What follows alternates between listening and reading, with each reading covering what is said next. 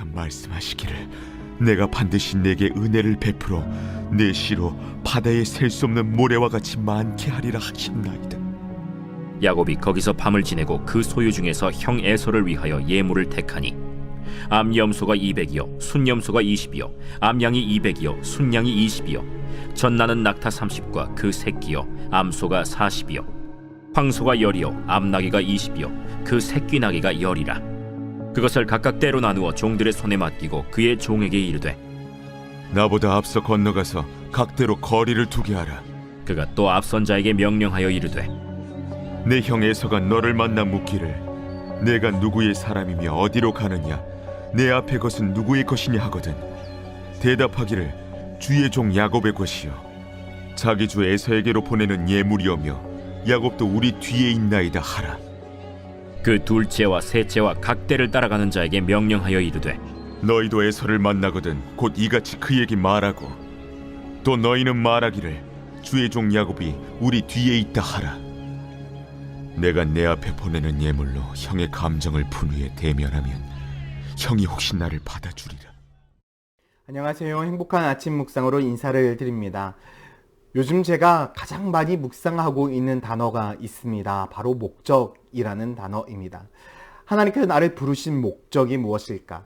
하나님이 나를 하나님의 자녀로 부르신 목적이 무엇이고 하나님이 나를 목회자로 부르신 목적이 무엇이며 하나님이 나를 천한 침례교로 부르신 목적이 무엇인가? 그래서 항상 책을 읽을 때도 어떠한 일을 할 때도 그 목적, 이 단어에서 벗어나지를 못하고 있습니다. 그래서 항상 하나님, 나를 부르신 목적이 무엇입니까? 나에게 이것을 주신 목적이 무엇입니까? 나에게 이것을 하게 하신 이유가 무엇입니까? 그 목적을 항상 찾고 있습니다.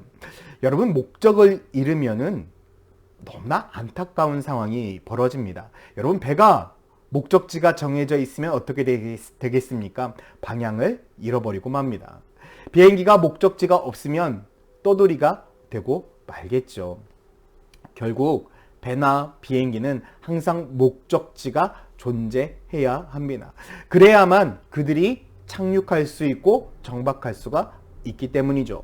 우리의 인생도 마찬가지입니다. 하나님께서는 우리를 부르신 분명한 목적이 있습니다. 그렇기 때문에 우리의 인생, 우리의 삶은요, 하나님의 부르신 그 목적대로 살아가야 합니다. 그런데 우리가 하나님의 목적대로 살아가지 않는다면 우리들의 인생은 목적지를 잃은 배와 목적지를 잃은 비행기와 같습니다.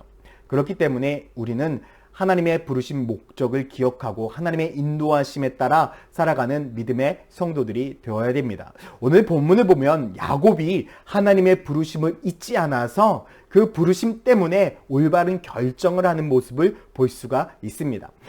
이 야곱과 에서는 정말 극적으로 하나님의 은혜로 화해를 하게 됩니다. 야곱은 형 에서로 인해서 두려움에 떨고 있었지만 하나님께서 그의 삶 가운데 은혜를 베푸셔서 모든 것이 아름답게 해결이 되었죠. 더 아름다운 장면이 나오고 있습니다. 오늘 본문 창세기 33장 12절의 말씀에 보면 에서가 이르되 우리가 떠나자 내가 너와 동행하겠다라고 말씀하고 있는데 형 에서는 야곱에게 제안을 하고 있는 것입니다. 동생아, 우리 집에 가자라고 말씀을 하고 있는 것이죠. 여러분, 얼마나 고마운 제안입니까? 지금 야곱은 갈 곳이 없습니다. 어찌 보면 떠돌이의 인생입니다. 그런데 지금 에서는 자기 집으로 가자, 자기가 기거하던 그 땅으로 돌아가자라고 이야기를 하고 있는 것입니다.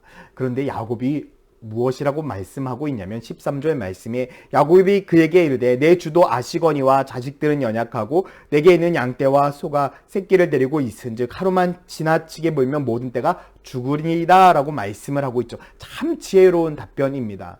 지혜롭게 아닙니다 형님 이라고 이야기를 하고 있는 것이죠. 만약에 형 에서의 제안에 저는 가기 싫습니다 라고 이야기를 했다면 아마도 형 에서가 기분 나빠했을지도 모릅니다.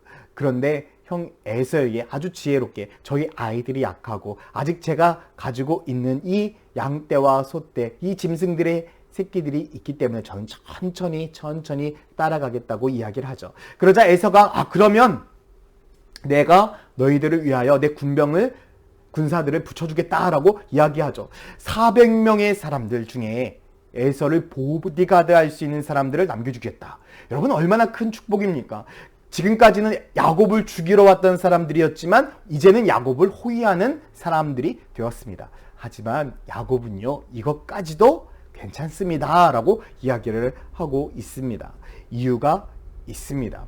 하나님의 부르심 때문에 그렇습니다.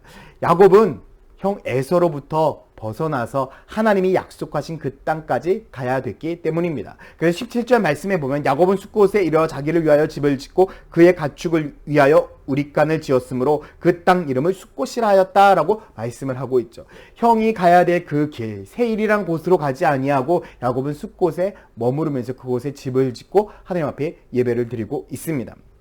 하나님은 분명히 야곱에게 이렇게 말씀했습니다. 창세기 31장 3절에 여호와께서 야곱에게 이르시되 내 조상의 땅 내 족속에게로 돌아가라. 내가 너와 함께 있으리라 하신지라. 하나님은 약속의 땅으로 분명히 돌아가라고 말씀하셨지 형 에서의 땅으로 돌아가라고 말씀하지 않으셨다는 것이죠.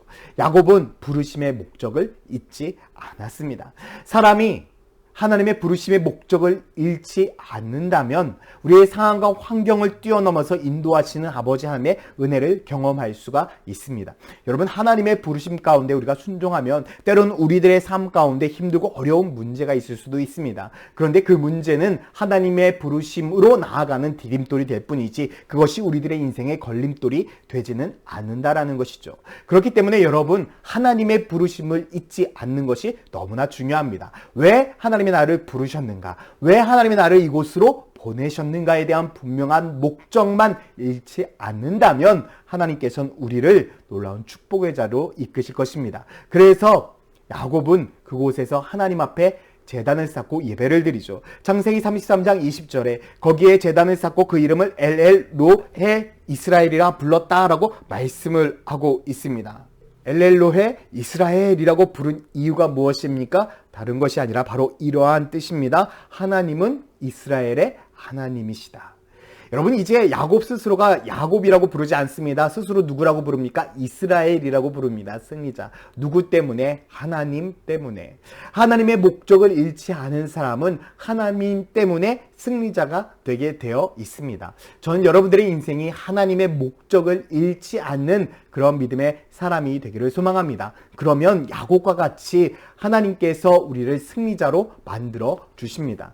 저는 우리 교회의 목적, 영혼을 사랑하는 교회, 이것에 대한 목적을 잃지 않는 성도들이 되었으면 좋겠습니다. 여러분, 이제 우리 교회는 영혼을 사랑하는 교회가 되기 위하여 복음을 전하는 성도들이 되었으면 좋겠습니다. 이제 연말까지 한 3개월 정도 남았습니다. 여러분, 그 3개월이란 시간 동안 우리의 잃어버린 양들을 한번 되찾아보지 않으시겠습니까? 떠나갔던 영혼들에게 다시금 예수 그리스도를 전하고, 지금 코로나로 인해서 잠시 쉬고 있는 영혼들에게 하나님의 말씀을 다시 전해서 하나님의 전으로 나오게 할 수 있는 여러분 디딤돌이 되어주시기를 소망합니다. 그것이 지금 우리 천안침략의 성도들이 부르시는 목적입니다. 내가 먼저 주님의 전에 나와 예배를 회복한 목적입니다. 저는 모든 성도들이 12월 달까지 한 영혼 한 영혼을 향한 그런 영혼을 향한 사랑하는 마음을 잊지 않고 하나님의 부르심의 목적대로 복음을 증거하며 살아가는 믿음의 성도들이 되기를 소망합니다. 그래서 연말이 되었을 때에 우리가 1월 첫 예배를 드렸을 때에 우리 예배당이 가득 차서 하나님께 예배드리며 하나님께 영광 돌리는 축복이 있었으면 좋겠습니다. 사랑하는 성도 여러분, 하나님이 우리를 부르신 목적을 잊지 맙시다. 그 목적대로 살아간다면 하나님께서 우리들의 인생 가운데 놀라운 은혜를 베푸실 것입니다. 오늘 하루도 그 아버지 하나님의 은혜 가운데 살아가는 축복이 있기를 예수님의 이름으로 축원드립니다. 함께 기도하겠습니다. 사랑과 은혜의 아버지 하나님, 우리가 하나님께서 우리를 부르신 목적을 잊지 않고 그 목적대로 살아가게 하여 주시옵소서. 특별히 하나님께서 우리 천안침례교를 세우신 목적이 있습니다. 영혼을 살아가는 교회가 되기 위하여 하나님 우리 교회를 세우셨사오니 이 원성동 지역을 넘어서 하나님 이 천안 지역에 예수 그리스도의 복음을 전할 수 있는 교회가 되게 하여 주시고 수많은 영혼들을 살릴 수 있는 교회가 되게 하여 주시옵소서. 감사드리며 예수 그리스도의 이름으로 기도드렸습니다. 아멘.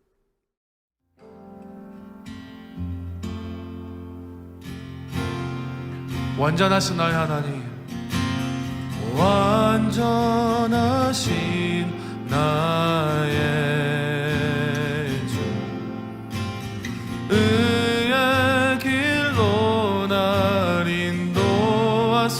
하소서. 행하신 모든 일 주님의 영광 다 경배합니다.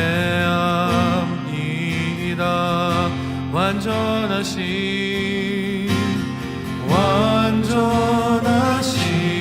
나의 주, 의의 길로 날 인도하소서. 행하신 모든 일 주님의 영광 다 경배합니다. 예배합니다. 찬양합니다. 주님만 날 다스리소서. 예배합니다. 찬양합니다. 주님 홀로 높임 받으소서. 다시 한번 우리 완전하신 우리 하나님을 찬양하며 나갑니다. 완전하신